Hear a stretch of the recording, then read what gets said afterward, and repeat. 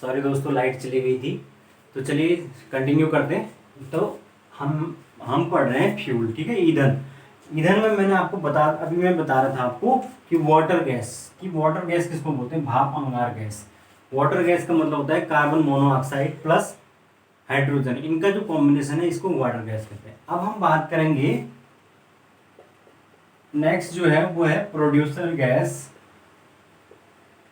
जिसको आप कहते हैं वायु अंगार गैस।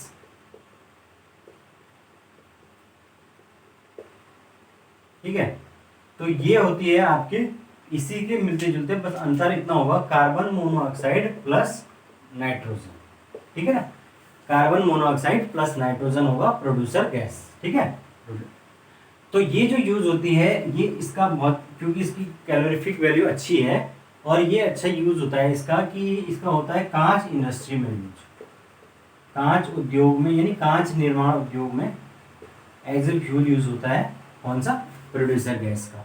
उसके अलावा जो है वो धातु निष्कर्षण में,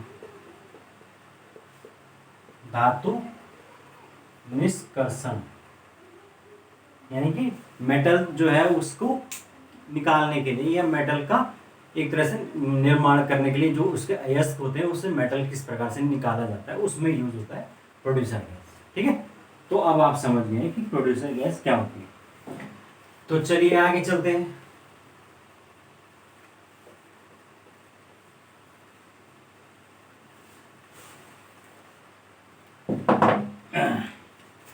आगे जो हम बात करेंगे वो है मोस्ट इंपॉर्टेंट, वो है प्राकृतिक गैस, नेचुरल गैस। ये क्या होती है? जो नेचुरल गैस है वो क्या होता है? तेल के कुओं से बाई प्रोडक्ट के रूप में निकलती है।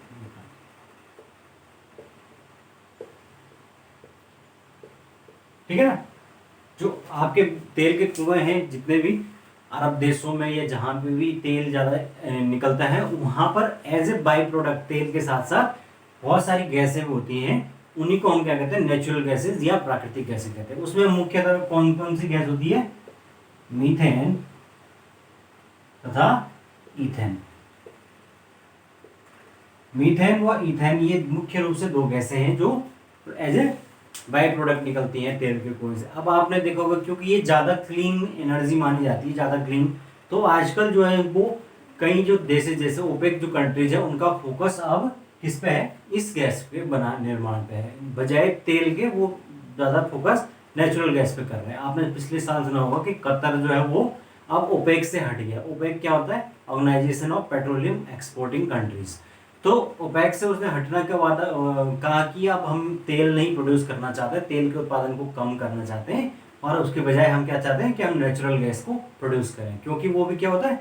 कुओं से ही प्रोड्यूस होता है एज ए बाई प्रोडक्ट। ठीक है, तो ये है आपका नेचुरल गैस। ठीक है, तो मैंने आपको बता दिया कि मीथेन और जो इथेन है वो नेचुरल गैस के मुख्य प्रोडक्ट होते हैं। ठीक है ना, उसके बाद हम आगे चलते हैं। आगे जो हम बात करेंगे वो है आपका फॉसिल फ्यूल। फॉसिल फ्यूल या जीवाश्म ईंधन। तो फॉसिल कैसे बनते हैं? पेड़ पौधे हो गया, जीव जंतु, ये सब जब मर जाते हैं तो इनकी हजारों लाखों वर्ष तक जो है इनके कहीं चट्टानों के नीचे ये दब जाते हैं, और धीरे धीरे धीरे करके क्या होता है? ये फॉसिल्स में कन्वर्ट हो जाते हैं, जीवाश्म में। और ये जीवाश्म जो है वो चट्टानों के नीचे दबते रहने से एक के बाद एक लेयर चढ़ती जाती है, और फाइनली ये कई हजार सालों में किसमें इनसे क्या निकलने लग जाता है? ये फ्यूल निकलने लग जाता है, तेल निकलने लग जाता है। तो उसी तेल को हम क्या कहते हैं कि वो जीवाश्मीय तेल है। ठीक है ना, और वो कौन कौन से होते हैं आज की डेट में अगर हम बात करें तो वो कौन कौन से हैं आपके? कोयला, कोयला एक फॉसिल फ्यूल है। पेट्रोलियम,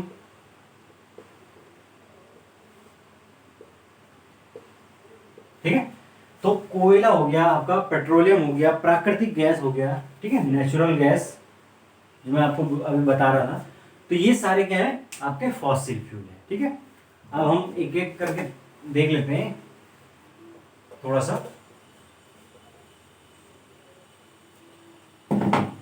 सबसे पहले हम देख लेते हैं आपका कोयला। आप जानते हैं कि जो कोयला या कोल, वो आज के समय में भी क्या है, लगातार जो है एनर्जी का जो सबसे बड़ा स्रोत भारत में है, या दुनिया के काफी देशों में अभी तक बना हुआ है, ठीक है ना। तो जो कोल है वो एनर्जी का सोर्स माना जाता है, और कोल जो है वो हालांकि एक अच्छा फ्यूल नहीं माना जाता, लेकिन उसके बावजूद भी जब विकल्प नहीं है तो एनर्जी प्रोड्यूस करने के लिए इसका इस्तेमाल करना ही पड़ता है कोल का, ठीक है। तो जो कोल है वो उसमें मैलिक से कार्बन से बना होता है, लेकिन कार्बन की जो मात्रा है वो हर प्रकार के कोयले में अलग अलग नहीं होती, एक समान नहीं होती, बल्कि अलग अलग होती है। तो उसी आधार पर जो है कोयले को क्या है, मुख्यतः 4 भागों में बांटा गया है। 4 भागों में बांटा गया है। कौन कौन से हैं? पिट, लिग्नाइट, ठीक है, और आपका तीसरे प्रकार का जो कोयला है आपके बिटुमिनस,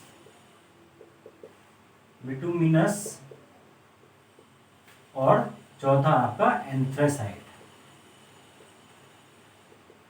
ठीक है। तो ये 4 प्रकार से जो है वो कोयले को डिवाइड किया गया है, किस किस के आधार पर? कार्बन की परसेंटेज के आधार पर। तो जो सबसे अच्छा बेस्ट क्वालिटी का कोयला है वो कौन सा है? एंथ्रेसाइट। सबसे अच्छा या उत्तम क्वालिटी की जिसको बोल सकते हैं वो है एंथ्रेसाइट कोयला। इसको हिंदी में भी इनको यही बोलेंगे, ठीक है, पिट, लिग्नाइट, बिटुमिनस और एंथ्रेसाइट। एंथ्रेसाइट सबसे अच्छा कोयला माना जाता है। उसके बाद सेकंड नंबर पर जो बिटुमिनस है, ये क्या माना जाता है?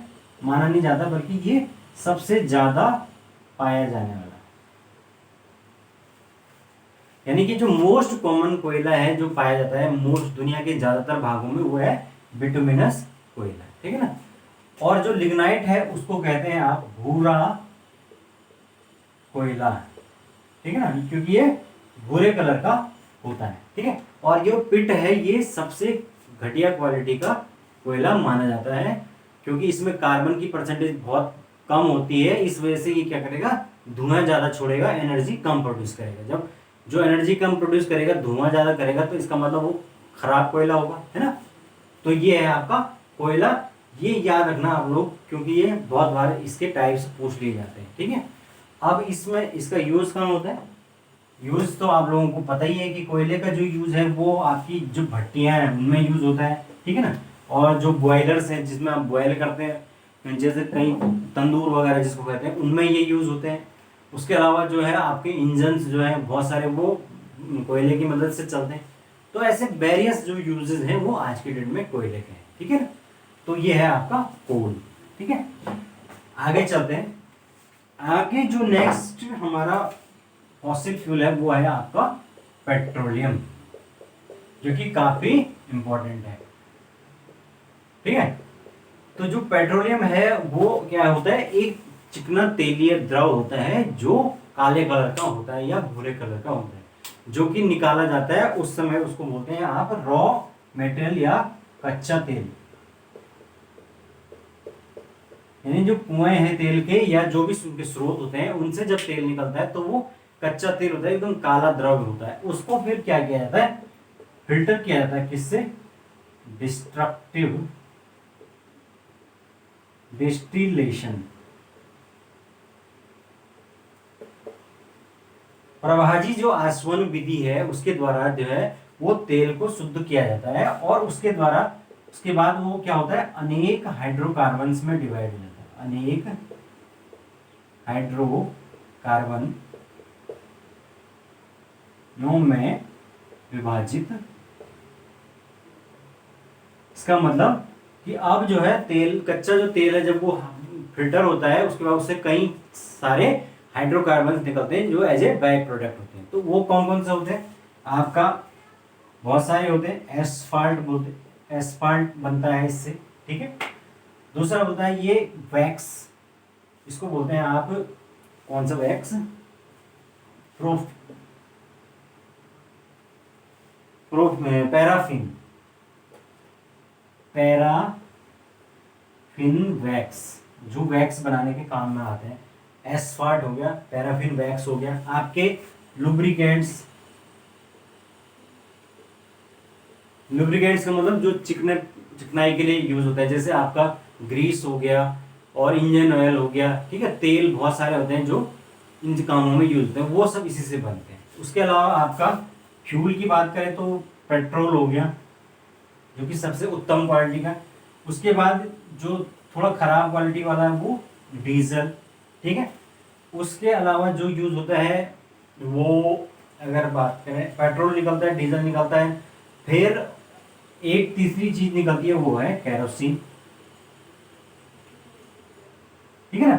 तो इस तरीके से हमने देखा कि जो एकमात्र कच्चा तेल होता है, रॉ ऑयल होता है, उससे क्या बहुत सारी चीजें बाई प्रोडक्ट्स में निकलती हैं। जो केरोसिन भी उसी में होता है, जो घरों में यूज होता है, मिट्टी का तेल वो भी उसी से प्रोड्यूस होता है। तो इस प्रकार से हम क्या करते हैं, उसको डिस्ट्रक्टिव डिस्टिलेशन से फिल्टर करते हैं। तो ये एक कैसा है, पेट्रोलियम के अंदर ही आता है ये सारी चीजें, ये सारे प्रोडक्ट्स, ठीक है। तो ये है आपका फ्यूल, ये भी एक फॉसिल फ्यूल माना जाता है, ठीक है। तो ये है। अब आगे चलते हैं।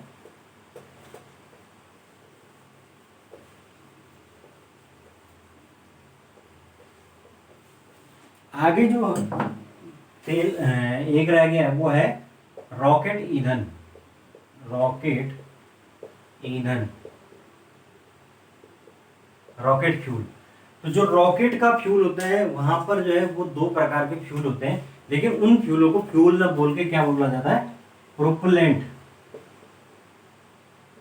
रॉकेट में जो फ्यूल यूज होते हैं उनको प्रोपेलेंट या प्रणोदक कहा जाता है, जो कि क्या करते हैं, रॉकेट को प्रोपल्सन देने का काम करते हैं। प्रोपल्सन का मतलब होता है कि जब रॉकेट को ये जो प्रोपेलेंट है उस पर आग लगती है तो वो बहुत ज्यादा मात्रा में क्या कर देगा, ज्वाला को उत्पन्न करेगा, आग को पैदा करेगा, तो एनर्जी को प्रोड्यूस करेगा। और न्यूटन के थर्ड लॉ से वो जो एनर्जी है वो बैक फायर करेगी और रॉकेट ऊपर की तरफ जाएगा। होता कि नहीं होता है, आपने देखा होगा कितनी ज्यादा अमाउंट में जो है वो जब रॉकेट को भेजा जाता है तो बहुत सारा धुएं का एक तरह से अंबार उड़ जाता है, और साथ के साथ बहुत सारी गैसें निकलती हैं और इतनी ज्यादा एनर्जी प्रोड्यूस होती है कि उससे रॉकेट ऊपर की तरफ उसको प्रोपल्सन मिल जाता है। वो प्रोपल्सन मिलता है, इसीलिए इसके जो फ्यूल है उसको प्रोपेलेंट कहे जाते हैं। और वो दो प्रकार के होते हैं, एक तो होता है सॉलिड प्रोपेलेंट और दूसरा लिक्विड प्रोपेलेंट, ठीक है। तो सॉलिड और लिक्विड दो प्रकार के जो प्रोपेलेंट्स हैं वो यूज होते हैं, ठीक है। तो जो अगर मैं मुख्यतः प्रोपेलेंट्स की बात करूं कौन कौन से होते हैं, तो आपके liquid hydrogen, liquid hydrogen, liquid ammonia, ठीक है, अमोनिया हो गया, और उसके अलावा हाइड्रोजीन,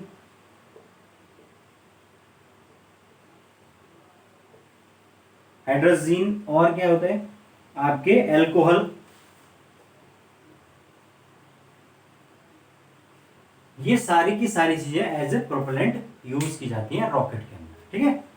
तो इस प्रकार से ये आपका फ्यूल होता है रॉकेट में, जो जिसको हम प्रोपेलेंट कहते हैं, जो दो प्रकार के होते हैं, ये तो वो सॉलिड होते हैं या आपके लिक्विड होते हैं, दो स्टेट में होते हैं। लेकिन उसके अलावा आजकल एक तीसरे प्रकार का फ्यूल भी आने लग गया है, जिसको कह रहे हैं हम हाइब्रिड फ्यूल, ठीक है ना।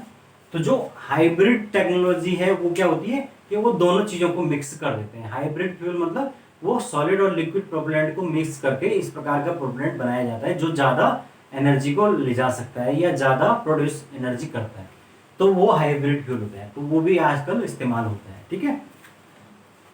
तो ये है आपका रॉकेट ईंधन।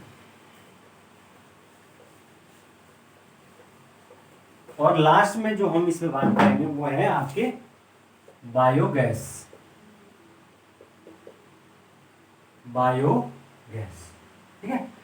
तो जो बायोगैस है भाई वो क्या होती है, बायोगैस का मतलब होता है कि कोई जो पुराने जीव जंतु हैं वो मर गए, पेड़ पौधे उनकी पत्तियां गिर गई, इन सारी जगहों को सारी चीज़ों को एक जगह पे इकट्ठा करके सड़ाने के लिए छोड़ देते हैं और वहाँ पर हल्की पानी की या नमी की मात्रा छोड़ देते हैं। इसके कारण से क्या होता है, वो जल्दी सड़ जाता है और जब वो सड़ जाता है तो उसमें क्या होता है, अले बहुत सारी प्रकार की जो गैसेज हैं वो उनका एक मिश्रण बन जाता है।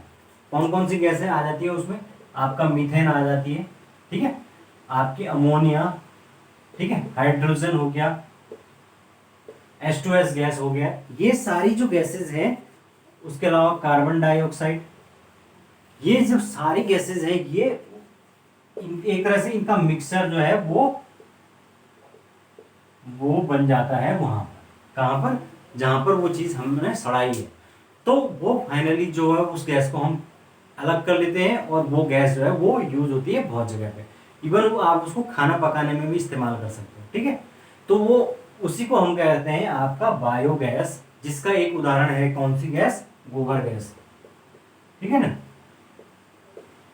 तो जो गोबर गैस है वो एक बायोगैस है और ये काफी क्लीन गैस मानी जाती है, क्लीन गैस यानी कि बिल्कुल भी धुआं नहीं देती है, काफी क्लीन होती है, एक तरह से वो करती है, मतलब ये बोल सकते हैं आप कि इसकी कैलोरीफिक वैल्यू ठीक होती है और ये पोल्यूशन कम करती है, ठीक है ना। इसीलिए बायोगैस के निर्माण पर ज़्यादा से ज़्यादा जोर दिया जाता है आज की डेट में, ठीक है। तो ये है। इसके अलावा जो गैस आपका एक बताना भूल गया हूँ मैं कि जो गैसेस होती हैं वो जो उसमें भरी जाती हैं आपके सिलेंडरों में, तो वो कौन सी गैस होती है, CNG,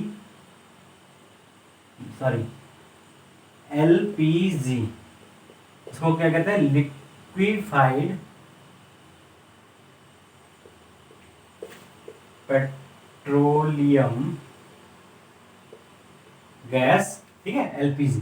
तो यहां पर जो इसका जो मेन अमाउंट होता है वो होता है ब्यूटेन, ये हमेशा याद रखना आप, क्योंकि जो ब्यूटेन होता है वो समय तक गैस अवस्था में होता है, लेकिन उसको क्या किया जाता है, कंप्रेस किया जाता है और लिक्विड स्टेट में लेके उसको सिलेंडरों में भर दिया जाता है, तो उसके बाद उसको लिक्विफाइड पेट्रोलियम गैस कहते हैं, वरना वो क्या है, एक पेट्रोल गैस है।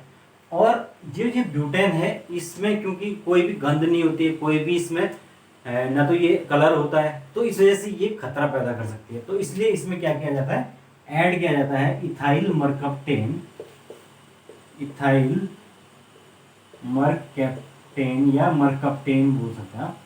ये गैस जो है ये क्या होती है, हल्की सी गंध को पैदा करती है ताकि अगर लीकेज हो तो पता लग जाए, ठीक है।